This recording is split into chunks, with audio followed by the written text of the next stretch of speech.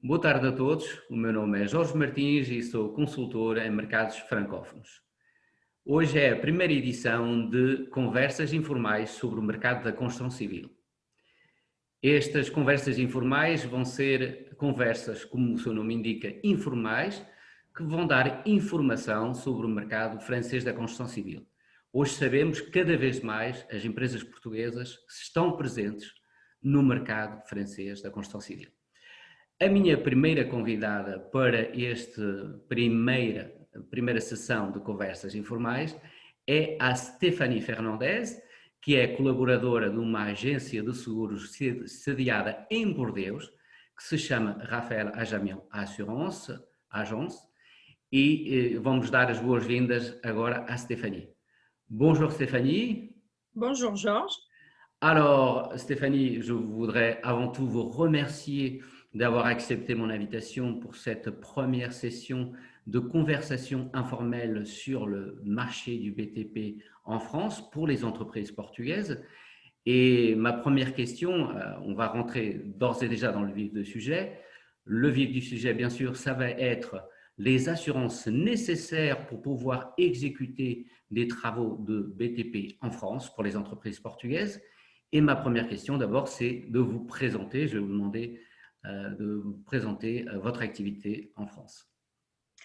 Alors Georges, tout d'abord, je vous remercie pour votre invitation. Donc, je suis la collaboratrice de Monsieur Ajamian, qui est un assureur situé à Bordeaux, spécialisé en assurance construction, donc responsabilité civile décennale depuis plus de 20 ans.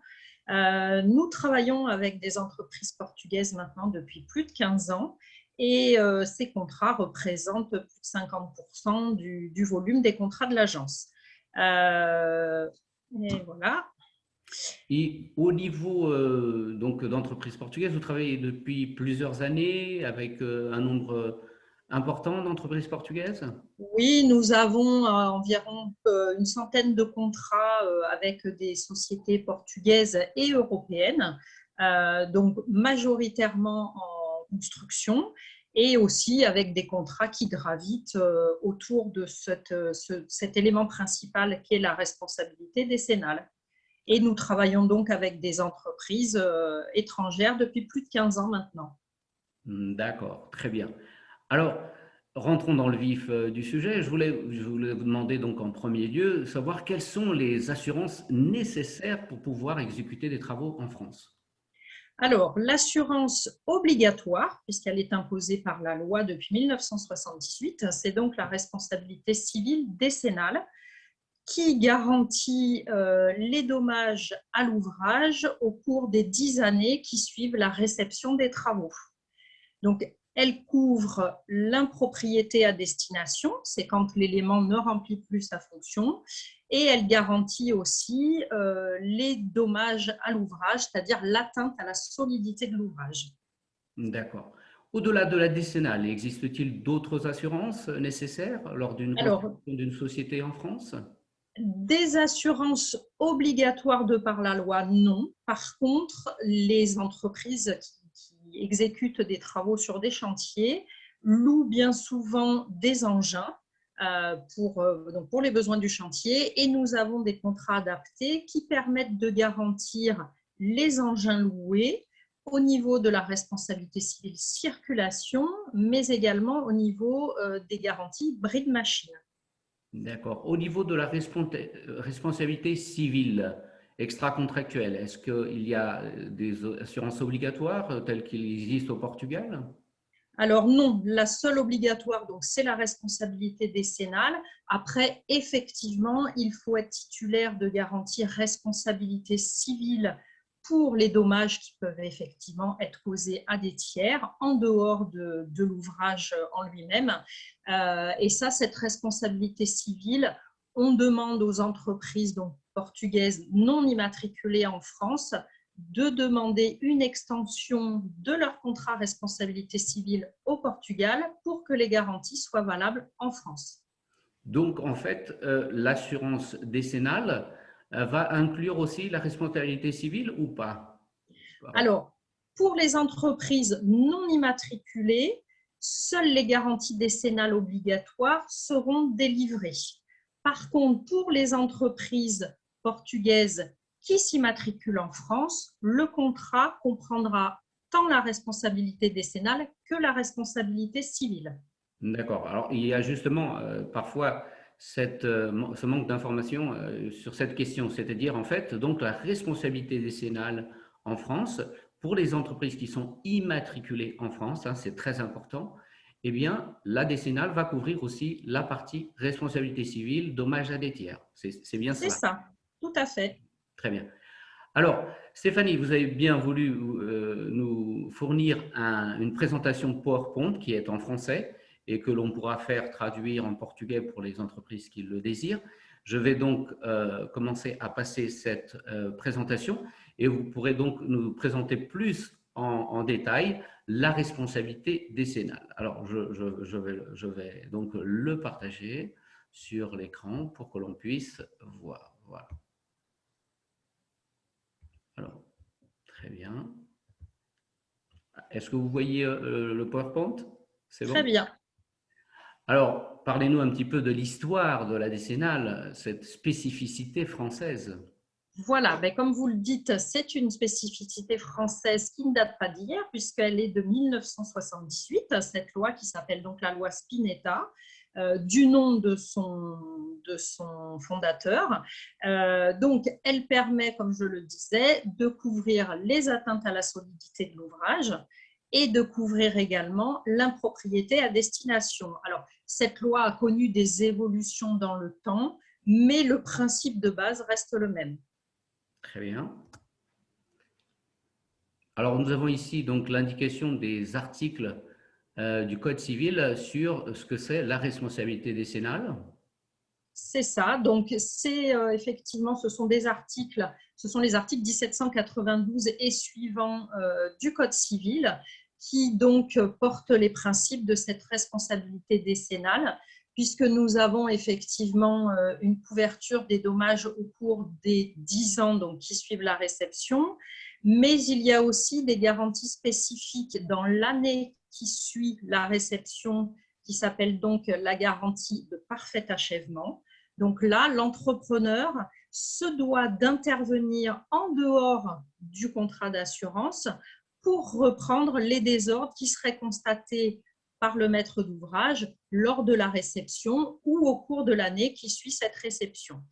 Et pendant les 2 ans qui suivent cette réception, nous avons donc la garantie de bon fonctionnement. D'accord. Cette garantie, c'est aussi une garantie donnée par le constructeur ou... Alors, la garantie de bon fonctionnement est couverte au titre des contrats responsabilité décennale. D'accord. Donc, la décennale couvre les 2 ans et les 10 ans, c'est ça? C'est ça. Mais les 2 ans donc, sont intégrés dans les 10 ans. Très bien. Et au niveau de 10 ans, qu'est-ce que garantit la décennale en concret? Alors, concrètement, la garantie décennale couvre donc l'atteinte à la solidité de l'ouvrage. Donc, un exemple tout simple, un mur qui se fissure. Alors, je ne parle pas de fissures d'ordre esthétique, mais qui compromettent la solidité de l'ouvrage. Ce type de dommage entre dans le cadre du contrat responsabilité décennale. Et donc, ce contrat couvre aussi l'impropriété à destination, c'est-à-dire que le bien ne remplit plus sa fonction. Par exemple, vous prenez une toiture qui laisse passer des infiltrations, donc elle ne remplit plus sa fonction. Les dommages sont donc pris en charge par la responsabilité décennale. Alors, c'est très intéressant ce que vous dites, puisqu'en fait, nous, dans notre régime au Portugal, nous n'avons pas de décennale, mais nous avons ce qu'on appelle une retenue de garantie, qui, pour des ouvrages publics, par exemple, ont des garanties jusqu'à 10 ans. Sur des ouvrages privés, nous avons simplement une garantie de 5 ans, quinquennale. Et justement, les entreprises se doivent de donner des retenues de garantie pour pouvoir garantir justement le bon fonctionnement et le bon usage de l'ouvrage. Et donc, en fait, la décennale, c'est un peu cela. C'est un peu cela. On va dire que ça englobe d'une manière un petit peu différente, mais ça englobe tous ces principes. Et simplement, en fait, ici, le grand avantage de la décennale, c'est par exemple si une entreprise a une faillite ou dépose le bilan, eh bien, l'assurance va couvrir quand même l'ouvrage au client final.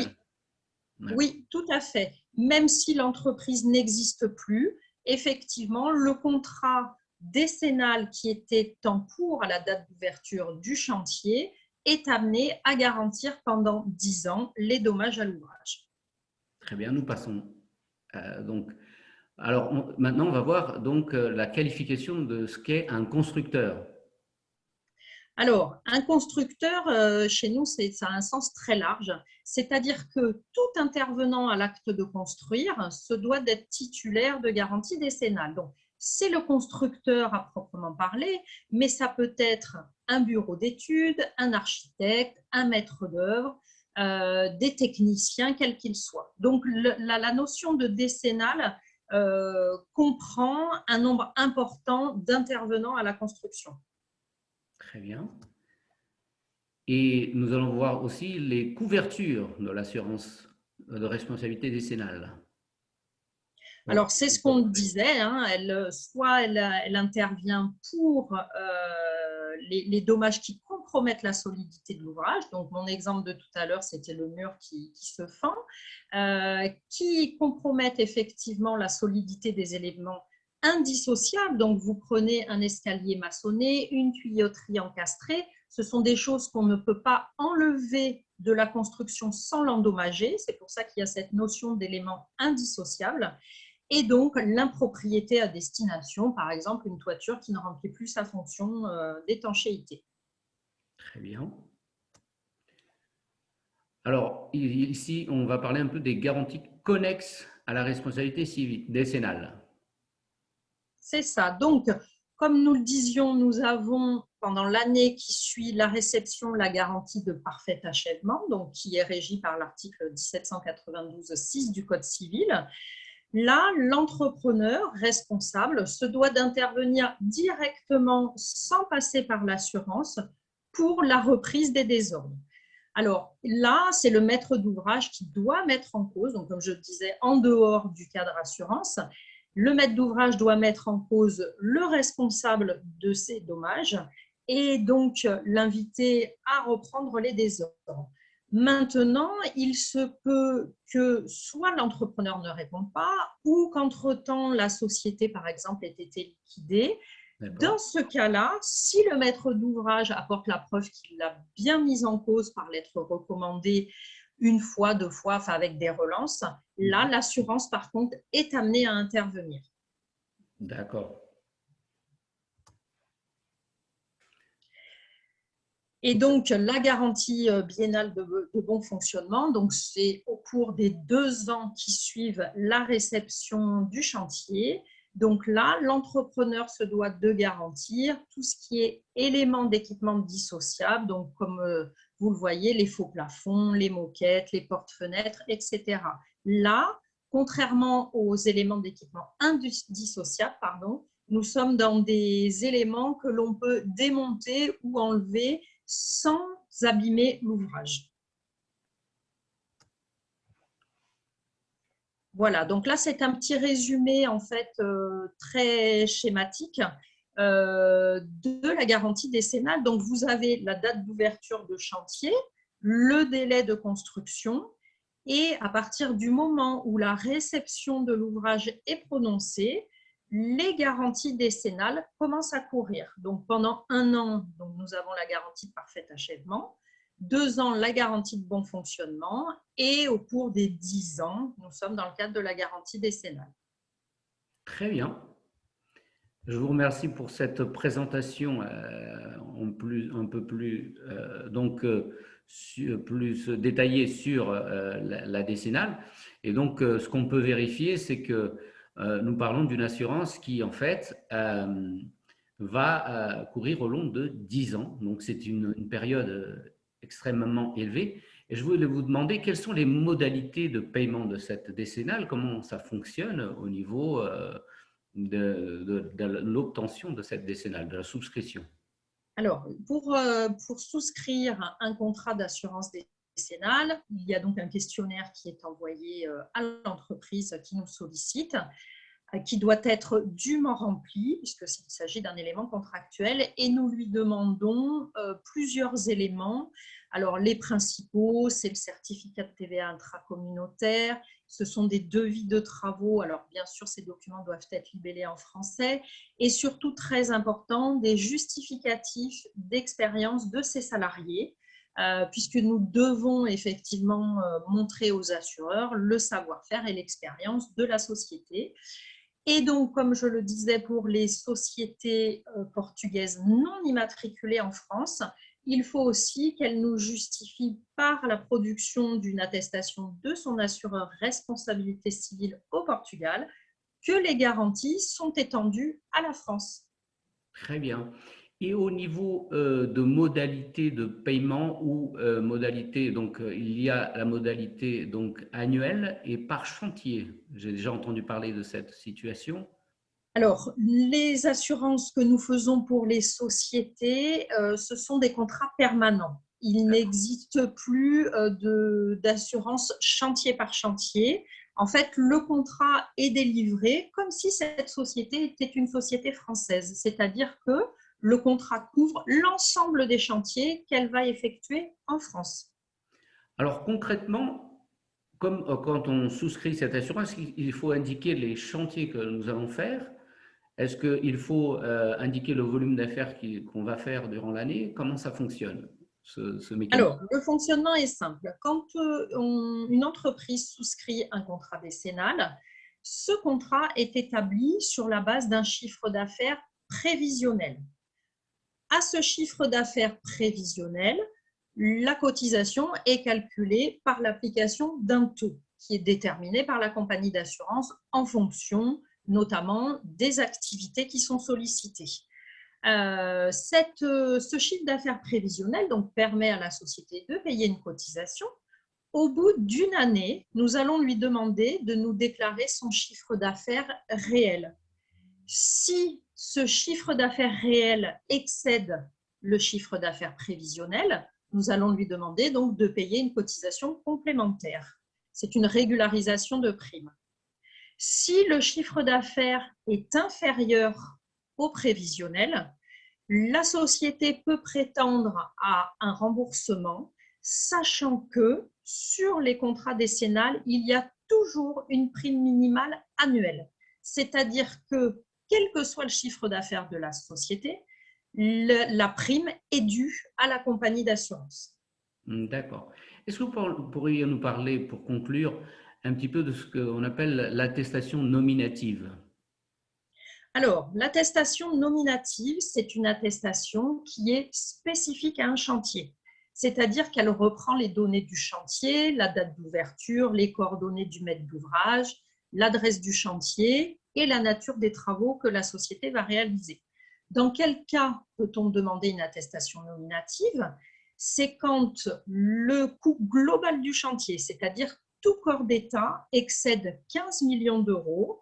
La loi impose que l'entreprise fournisse une attestation nominative de chantier pour bénéficier des garanties en cas de sinistre. C'est aussi une entreprise qui intervient sur un chantier dont la date d'ouverture est antérieure à la prise d'effet de son contrat. Il faut impérativement que nous puissions délivrer une attestation nominative pour que ce chantier-là soit garanti. Ça peut être aussi une entreprise qui, très ponctuellement, fait des travaux qui ne sont pas garantis au titre de son contrat. Par exemple, elle décide de faire de l'étanchéité sur un contrat spécifique, activité qui n'est pas garantie dans son contrat. On va délivrer une attestation nominative qui précisera que cette société est garantie, y compris pour l'étanchéité, de manière spécifique au chantier concerné. Très bien, Stéphanie Fernandez. Écoutez, je pense que ça a été très clair au niveau de la présentation des assurances nécessaires pour les entreprises portugaises qui souhaitent s'immatriculer en France. Je vous remercie de toutes ces informations précieuses et je vous dis à très bientôt. Merci à vous et je vous souhaite une bonne santé. C'est aujourd'hui, on est au Portugal, nous sommes actuellement en confinement.